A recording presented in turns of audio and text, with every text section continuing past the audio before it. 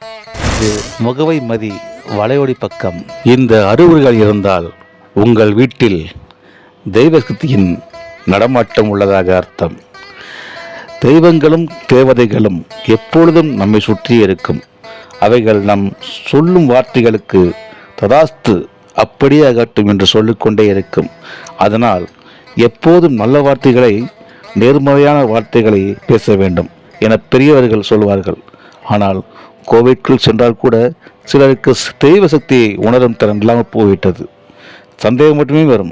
தெய்வீக சக்தி நம்ம சுற்றி நிறைந்திருக்கு என்பதை சில அறிகுறிகள் அவை நமக்கு உணர்த்து கொண்டே இருக்கும்.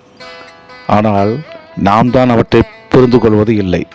அப்படி என்றால் தவறாக புரிந்து கொள்கிறோம்.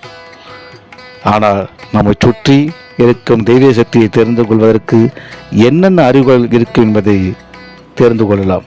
தெய்வ நம்பிக்கை இருந்தாலும் சிலர் தெய்வ சக்திகள், அதாவது தெய்வங்கள் நடமாட்டம் நம்முடைய வீட்டில் நம்மை சுற்றி உள்ளது என்பதை நம்புவதே கிடையாது. அதே சமயம் தீய சக்திகள் இல்லாவிட்டாலும் இருப்பதாக நினைத்து பயப்படுவார்கள். தீய சக்திகள் இருப்பதைப் போல தெய்வ சக்திகளும் நம்மை சுற்றி இருந்து கொண்டுதான் இருக்கின்றன. தெய்வ சக்திகள் நம்மை சுற்றி இருந்தாலும் பல சமயங்களில் அதை நம் உணர்வதே கிடையாது. சில சமயங்களில் விசித்திரமான அமானுஷ்யமான விஷயங்களை நாமே அனுபவம் செய்திருந்தாலும் அதை தெய்வ சக்தியாக இருக்குமோ என்பது யோசிப்பதற்கு பதிலாக பேய் பிசாசுகள் இருக்குமோ என்று எதிர்மறையான எண்ணமும் அதனால் பய உணர்வும் தான் நம்முடைய மனத்தில் முதலில் தோன்றும். நமது வீட்டிலும் நம்மை சுற்றிலும் தெய்வ சக்தி உள்ளதா இல்லையா என்பதை சில அறிகுறிகளை வைத்தே தெரிந்து கொள்ளலாம். இந்த அறிகுறிகளை உன்னிப்பாக கவனித்தால் அது தெய்வீக தன்மையை நம்மால் உணர முடியும். தெய்வ சக்திகளும் இருப்பார்கள் அறிகுறிகளும் தீய சக்திகள் இருப்பதற்கு அறிகுறிகளும் ஒரே மாதிரியாக இருக்காது என்பதை முதலில் புரிந்து கொள்ள வேண்டும். இரண்டுமே ஒரே மாதிரியானவைதான் என்று சொல்லப்பட்டாலும் இரண்டுக்கும் நிறைய வித்தியாசம் உள்ளது. தெய்வ சக்தி உங்கள் வீட்டில் இருக்கிறது என்றால் உங்கள் வீட்டில் பள்ளி சத்தம் கேட்டுக்கொண்டே இருக்கும். அப்படி தெய்வ சக்தி இல்லை என்றால் பள்ளிகள் நடமாட்டம் இருந்தாலும் அவைகள் சத்தம் போடாது. தெய்வ சக்திகள் இருந்தால் மட்டுமே அவைகள் உங்களை ஆசுவதைப் போல வீட்டில் நிலைவாசல் அருகில் பூஜை அறை போன்ற இடங்களில் அதிகம் ஒலிக்கும். இரவு நேரங்களில் கூட பள்ளியின் சத்தம் கேட்டுக்கொண்டே இருக்கும். பெரியவர்கள் சிலர் பள்ளி சத்தம் இடம் திசை வைத்து பலன் சொல்வார்கள். அதே போல உங்கள் வீட்டில் அடிக்கடி காகம் சத்தமிட்டு கொண்டே இருந்தால் வீட்டில் சைவ சக்தி உள்ளது என்பது அர்த்தம். சில குறிப்புகளை முன்கூட்டியே அறியும் திறன் காகத்துக்கு ஒன்று. விருந்தினர்கள் வருகை, தெய்வ சக்தியின் நடமாட்டம், இறந்தவர்களின் ஆத்மா குறிப்பிட்ட காலம் வரை உங்கள் வீட்டை சுற்றி வரும்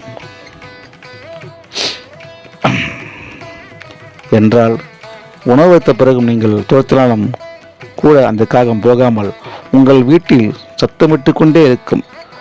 வீட்டில் பூஜை எதுவும் செய்யாமல் சாம்பிராணி எதுவும் காட்டாமலேயே சில சமயங்களில் நறுமணம் வீசும், குறிப்பாக மல்லிகைப்பூ வாசம், சந்தன வாசம், பன்னீர் வாசம் போன்றவை வரும். இப்படி இருந்தால் தெய்வ சக்தி உள்ளது என்பதை உறுதியாக நம்பலாம். மல்லிகைப்பூ வாசம் என்றதும் சிலர் பேய் நடமாட்டமாக இருக்கும் என்று நினைப்பார்கள். ஆனால் தீய சக்திகள் நடமாட்டம் வீட்டில் இருந்தால் நறுமணம் வராது. மனம் விரும்பாக தகாத தூர்நாற்றம் போன்ற வாசம் மட்டுமே வரும். வீட்டில் சில இடங்களுக்கு சென்றால் திடீரென ஒரு குளுமை உணர்வது போல உணரலாம். உங்கள் அருகில் யாரோ இருப்பது போன்ற உணர்வு, யாரோ தோடுவது போன்ற ஸ்பரிசம் ஆகியவற்றை தெய்வ சக்திகள் நடமாட்டம் இருந்தால் மட்டுமே உணர முடியும். தீய சக்திகள் ஒருவேளை இருந்து உங்களை கடந்து சென்றால் உங்களை யாரோ தாக்குவது போல இருக்கும்.